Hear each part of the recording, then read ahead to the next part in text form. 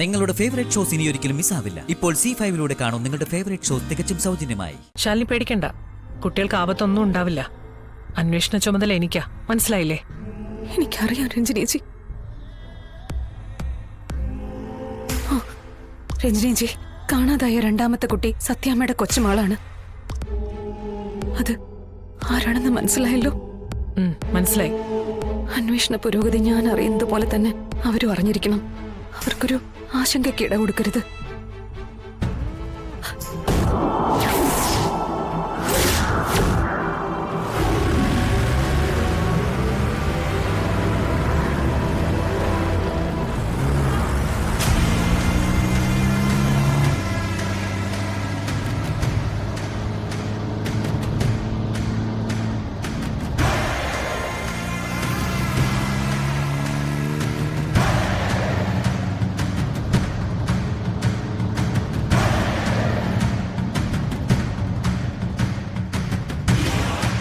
അതെ, bus number അത് തന്നെ. കണ്ടക്ടറിന്റെ പേരെന്താ? ലാലു. ആ ശരി, അയാളുടെ നമ്പർ എനിക്കൊന്ന് സെൻഡ് ചെയ്ത് തരാം.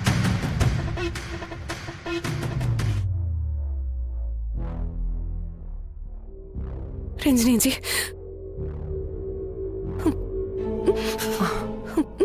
B bold. കരയല്ലേ മോളെ? ജില്ലാ മജിസ്ട്രേറ്റ് എന്റെ മുന്നിൽ നിൽക്കുന്നത്.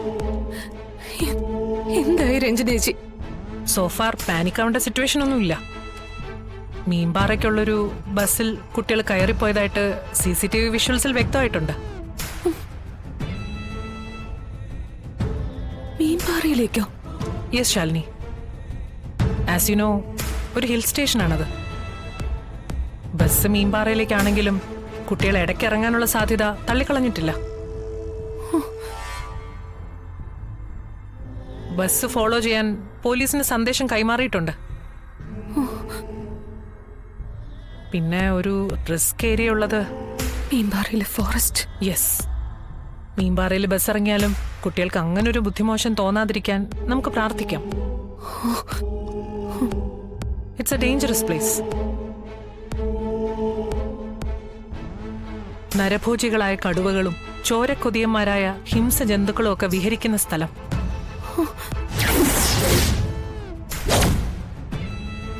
രഞ്ജനേച്ചി, എനിക്ക് ഉടനെ അവിടെ എത്തണം. മീൻപാറയില് അതിന്റെ ആവശ്യമുണ്ടെന്ന് തോന്നുന്നില്ല ശാലിനി. പോലീസ്. രഞ്ജനേച്ചി പ്ലീസ് പ്ലീസ്. ശരി ശാലിനി പേടിക്കണ്ട, കുട്ടികൾക്ക് ആപത്തൊന്നും ഉണ്ടാവില്ല. അന്വേഷണ ചുമതല എനിക്കാ, മനസ്സിലായില്ലേ? എനിക്കറിയാം രഞ്ജനേച്ചി. രഞ്ജനേച്ചി, കാണാതായ രണ്ടാമത്തെ കുട്ടി സത്യാമ്മയുടെ കൊച്ചുമാളാണ്. അത് ആരാണെന്ന് മനസ്സിലായല്ലോ? മനസ്സിലായി. അന്വേഷണ പുരോഗതി ഞാൻ അറിയുന്നത് പോലെ തന്നെ അവരും അറിഞ്ഞിരിക്കണം. അവർക്കൊരു ആശങ്കയ്ക്ക് ഇട കൊടുക്കരുത്. അതെനിക്ക് മനസ്സിലായെന്ന്. Nahas madam, sub inspector Nahas ആണ് ഈ കാര്യങ്ങൾ കോർഡിനേറ്റ് ചെയ്യുന്നത്. ഇവിടുത്തെ ചുമതല ഞാൻ നഹാസിനെ ഏൽപ്പിച്ചിരിക്കുന്നത്. അനു, ബന്ധപ്പെട്ട ഫോൺ നമ്പറുകൾ നഹാസിന് കൊടുക്കണം. ശരി മാഡം.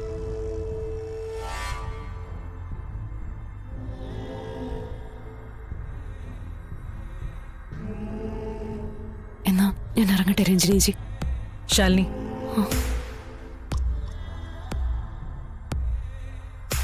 ഒറ്റയ്ക്കല്ല, പോലീസ് ഫോഴ്സ് മുഴുവനും ഒപ്പമുണ്ടെന്ന് കൂട്ടിക്കോളൂ.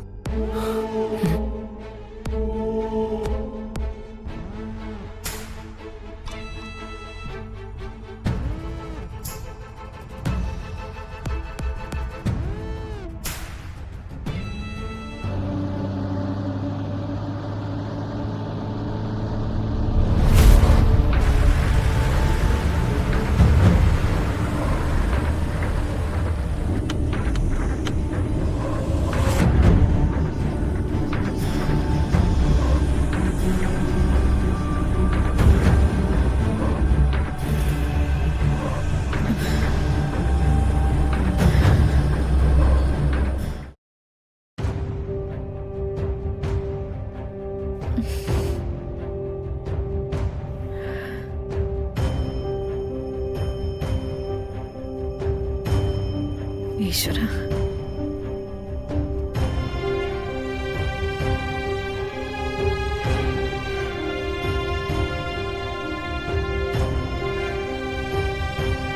ശാരദേ,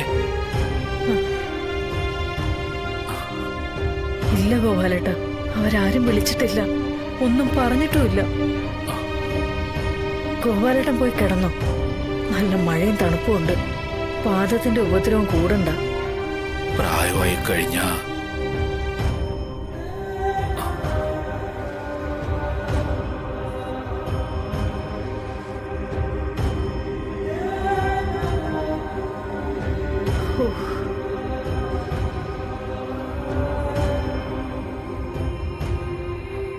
ശാരദാമ്മേ,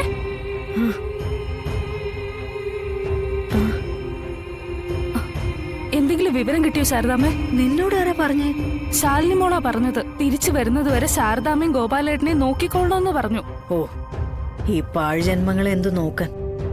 കാലന് പോലും വേണ്ടാതെ കിടക്കുക. അങ്ങനെയൊന്നും പറയല്ലേ ശാരദാമ്മേ. ഉച്ച കഴിഞ്ഞ് ഹോട്ടല് വേണ്ട. വരുന്നവരോടും പോകുന്നവരോട് സമാധാനം പറയാൻ വയ്യ. ഞാനേ ഉച്ചത്തേക്ക് വെക്കാനുള്ള കാര്യം നോക്കാം. നാശം, മൊത്തം ചെളിയായി. എന്തു പറ്റി ശാന്തേ? നീ ആകെ നനഞ്ഞിരിക്കുന്നല്ലോ. ശാരദാമ്മ ഈ ലോകത്തൊന്നും അല്ലേ ജീവിക്കുന്നേ? കൊടുങ്കാറ്റും പേമാരിയോ പുറത്ത്.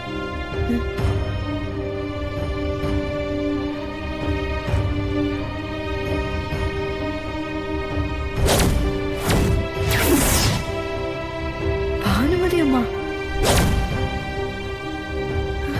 നിങ്ങൾ ഈ ലോകത്തൊന്നും അല്ലേ ജീവിക്കുന്ന ശാരദാമ്മേ? പേമാരിയും കൊടുങ്കാറ്റും ഉരുൾപൊട്ടലും ഒന്നും നിങ്ങൾ കാണുന്നില്ലേ?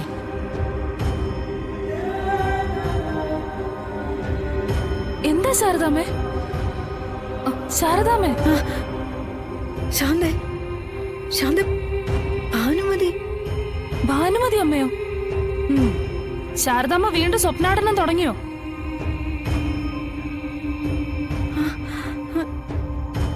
കാണാത്ത കാഴ്ച കാണാനും കേൾക്കാത്ത കേൾവി കേൾക്കാനും. സ്വപ്നാടനൊന്നും അല്ല ശാന്തേ, വെറുതെ വന്നതല്ല ഭാനുമതി അമ്മ. ശാരദാമ്മ എന്തായി പറയുന്നേ? അവര് വെറുതെ വന്നതൊന്നും അല്ല.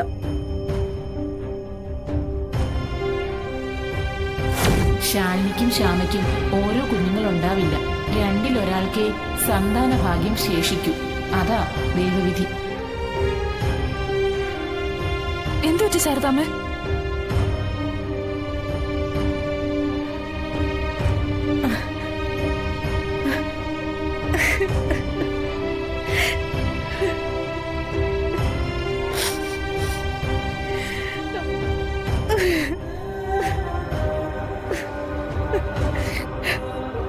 എന്താ ശാരദാമ്മേ? ശാരദാമ്മേ, ശാന്തേ, എന്റെ കുഞ്ഞുങ്ങൾ അപകടത്തില്. എന്റെ സത്യമോളും പഫിമോളും. ഡൗൺലോഡ് ചെയ്യൂ C5 ആപ്പ്. കാണൂ എല്ലാ എപ്പിസോഡുകളും സൗജന്യമായി.